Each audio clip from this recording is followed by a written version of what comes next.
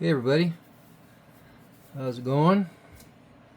Man, it was hotter than a popcorn fart today, let me tell you. I don't like the heat when it gets over 100. Anyway, I want to do a quick little video here. I discovered something on this Swap Meet 57 that's kind of cool. First of all, I got a little carried away because it's so cool. I did do some color sanding and polishing to make it look a little bit better. I mean, it's not perfect, but the paint was definitely cured. Anyway, it's all right. It looks way better than it did. So, because I usually just wax them, but I got carried away, and then the trunk opens, so I'm probably gonna put some upholstery in the trunk and prop the trunk open when I display it. And put some tools or something in it because it's cool. And let's see, there's something. Oh yeah, I found the other headlight, the dual headlight for that bucket on that, so that's gonna go in there, and that's gonna make it look more gooder. But what the interesting thing I noticed, I was moving the interior around. I glued the seat in it, and I got to looking right there, and I'm like, what the heck did they do? And then I turned it around, and I'm like, what the heck? They sectioned the interior? And a lot of guys would do that so the chassis would set up in the body further. So if this sets up in the body further, then you can get the chassis to set up further, and hence it would lower your vehicle. I've never done that, but I met some guys years ago at an NNL thing here in town, and did it on a Camaro and something else, and it looked really cool. So, but then I got to looking at the body when I was waxing it, and I noticed, whoops, sorry, and I noticed, can you see that line right there? And if you look up in there, it follows, it goes right along here, and right out there, it follows the chrome trim line. So I'm thinking, did he section this thing or something? Because there it is there, and there. So then I grabbed the door. I'm like, well, he had to do the doors if he sectioned it. So by golly, I looked in there. Look at that right there. And then if you look in the back of the door, look right there. And then look right there. He sectioned the door panel. Look at that. Oh, and I'm like, God dang.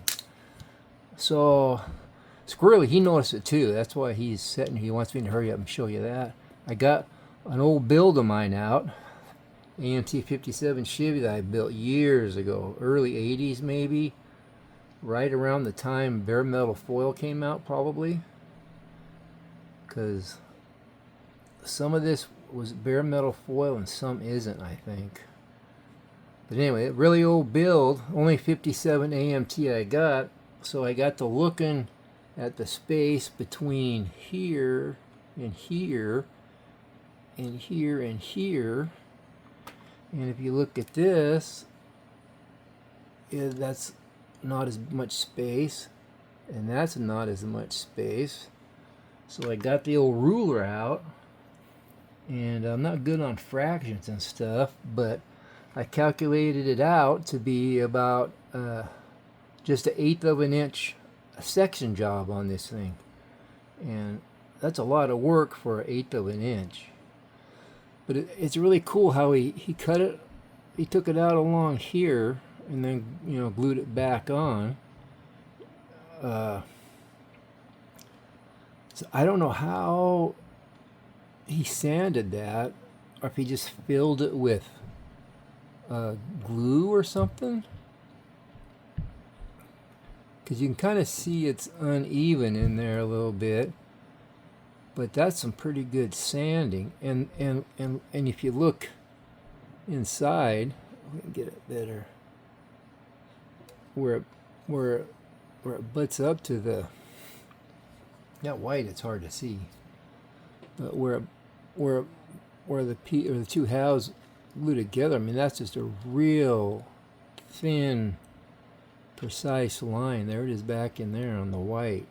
That's why I didn't notice it at first. It's, you know, if you're not looking for it, you don't really notice it. So anyway, it just seemed like a lot of work for 1/8 of an inch, but he did a pretty good job. See over here too? You know, it just, because that's where it goes back together, which is a good idea, I guess. I never thought of that. But that's you got to try keep the integrity of this here chrome strip and still sand down the putty, unless it fits so good you don't really notice it. I don't know. Pretty interesting and pretty cool. You can kind of see a little bit of Bondo lines right in there and stuff. But did I miss that when I was polishing it or something?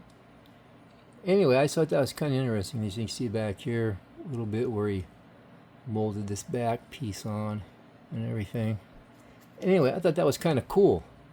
So I'm glad I'm putting a little bit more effort into it to get it somewhat decent. I glued the A-pillar and the, whatever you call the door bottom sill thing. So it's got, and I was really careful sanding. I popped that thing loose about 5 times when I was color sanding it and polishing it. But I probably won't do chrome on it because I don't know. It's not much of a line for your blade to follow. It'll flip out. I could run a piece of tape along there and go along the tape and do the fin in the back and just leave the inside blue. I mean, I'm kind of talking myself into it. Wait a minute. Yeah, man, that's just a lot of work for something that's not, you know, that's just an old build I found. I'll probably just leave it. There's not much of a groove there. So I have to run a lot of tape, and that bare metal foiling like that drives me nuts. I don't mind foiling, but man, if I don't have a good edge to run the knife along, oof, irritating. But anyway, I thought I'd share that with you because that's I don't have a section survivor build.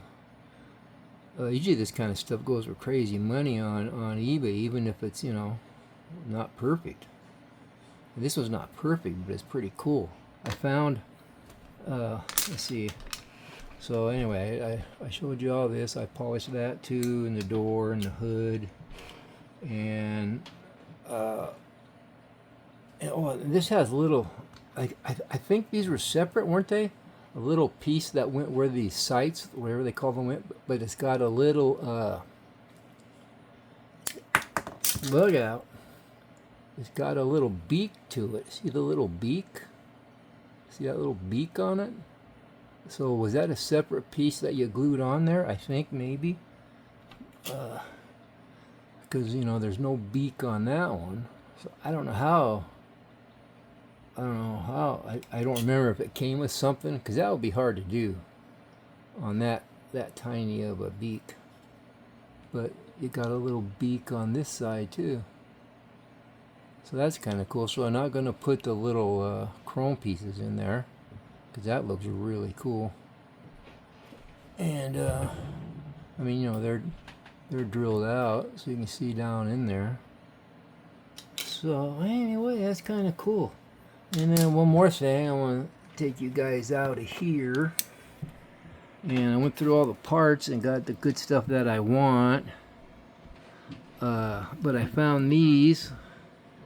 So I'm going to try and see if they'll go up, if they made up to that so it has tail lights, which would be kind of cool. And other than everything else, it's just cool stuff. I'm going to keep spotlights and those wheel covers, obviously, and the stock wheel covers and traction bars and some magnetos and all that stuff. Throw it in the parts box to use later. I got the front end glued on. I don't know if I told you that, but I got it on there kind of straight. Not, it fits. I test fitted it and it's okay. I guess it just broke, is why it's off, because he had it glued a million times down in there. I think he drilled a hole higher up than what was in the kit for lowering, so he could get it lower in the front, and that's probably why it broke. But anyway, it's pretty cool. The only major problem I have is glass. I realized after I looked through everything, there's no glass, and I don't have an AMT 57 Chevy. I think I did at one time in a bunch of parts, but I sold all the parts. I got a monogram, old 57 monogram kit from way back that my brother-in-law gave me before he passed away, and that's way too big. I thought maybe if it was close I could just kind of shave it down, but it's too wide, so you can't really shave that down. So I'm just going to put it together but not glue it, and then down the road somewhere I'll come across a glass for a 57 Chevy, and then I'll just pull it apart and plop it in there, and then it will be complete. It's going to be a cool survivor build, and I'm looking forward to finishing it, but I wanted to show you guys that real quick before I finish it, because it's kind of cool. So anyway, I just want to show you. I'm out of here, and I'm going to drink a bunch of lemonade and ice water and be cool. So anyway, thanks for watching, guys. I appreciate it. Everybody take care. Have a good one, and we will talk at you later. Bye.